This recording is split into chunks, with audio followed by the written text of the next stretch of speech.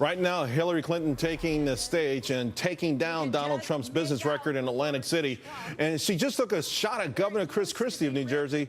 She's pumping up the White House record on the economy. But former Reagan Economic Advisor Art Laffer says the Obama economic record is really nothing to crow about. Art, I listened to that joint campaign stop, if you will, with the President Obama and Hillary Clinton yesterday, and this is what they're going to say to the American public. They're going to say he ended the 2008 recession meltdown, which was the worst since the Great Depression. He's had over 70-plus months of positive jobs growth. The unemployment rate is under 5%, and he's cut the deficit in half. Why wouldn't she tout those things? Well, those are all true, and those are all things she probably will tout, Charles. But if you look at the true record, I mean, the unemployment rate has dropped dramatically, not because these people have found jobs, it's because they've all left the labor force. We have a very low employment to adult population, and it's dropped precipitously. And even under Obama's tenure in office, and the recovery is very minor. The only reason we're creating any jobs as of late is because of population growth, not because of people who lost their jobs or getting jobs. And when you look at the overall economy, this is the single worst recovery in U.S. history. And the reason we had the Great Recession, my view, and I know others disagree, but it's because of Obama's policies and W's. By the way, W is equally as bad as Obama. But I've never heard of a poor person spending himself into wealth. It's just stupid. It makes no sense. But that's what they tried to do, and they, far from saving the economy, they caused the Great Recession. Well, how's that for an answer? That's a pretty good answer. But if you're Donald Trump and you had to stick to one thing, would it be because that would be too complicated for the average person with a very short attention span? If you can't get it in a quick soundbite, would it be those things, or would you talk? Because I think the average person knows one thing: their paycheck hasn't moved if they're lucky enough to have one. It hasn't moved at all. You're exactly right on that. And also, they aren't finding an easy time to get good, high-paying jobs. They aren't. Everyone who just looks around can see the malaise has been here, and it's been here for a long time. I mean, a long time. And they're frustrated. If you look at the Gallup polls, are you satisfied with the way things are? People are not satisfied with the way things are. If you look at the elections at state and local levels or the federal level, there's a huge shift away from the Democrats. And touting this economy only, in my mind, gets people to focus more on the troubles they have.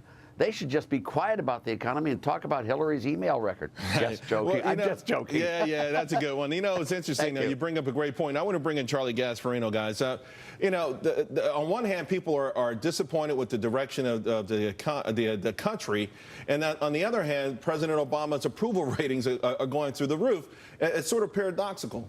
Yeah, I mean, some of it is like he's the tallest midget in the room, sort of syndrome. That's right. Here. You have Hillary Clinton, who's, I mean, as we learned yesterday, was that was pretty corrupt, what we heard yesterday from James Comey as to what she did, what she knew she did, and the impact of what she did on national security. That was corruption. On the other hand, you have Donald Trump, who says some wildly, outrageously stupid things, and and some of it is racist. In the middle, you have somebody that comes across. What's the one part? Because you say that a lot. What's the one racist thing that you think that Donald Trump is saying? Well, I thought when he mentioned the when he attacked the judge over the judge's heritage. He could have attacked him as an Obama appointee, as a liberal, as a jerk. Right. But when you attack someone for their heritage, the fact that his father was from Mexico, he's an American, that's when you start playing into racism. That's as Paul Ryan said, that's textbook racism right there. Well, I tell you one thing, to your point, Donald Trump had momentum in the polls. When that happened, he lost all of that momentum. But if you think about it, you have these two sort of people flailing at each other, not looking very smart. And you have President Obama, who's a very eloquent speaker in the middle. Now, the real question is, does he, in my view, he's all hat, no cattle, because as Art pointed out before, this economy is lousy. Lousy job, lousy wage growth. The unemployment rate is going down because people are dropping out of the workforce. And, you would think if you can make a real good argument, you should be able, if you're a businessman like Donald Trump is, you should be able to make a really good argument. Well, this is why Hillary Clinton, we've got her on the screen right now, is going distinctively after Donald Trump in his wheelhouse. I'm not sure if it's smart or not, but it is an interesting tactic to say, hey, he's not a great businessman, and he's left a lot of broken promises in his wake, Art. On top of that, we just got this Hillary Clinton new college proposal, and it's a doozy. Families making $125,000 or less will have no tuition. In-state public schools, universities, no tuition, 80% of the population. Forget about who pays for it. You know, she's distinctly going for that Bernie Sanders crowd right now.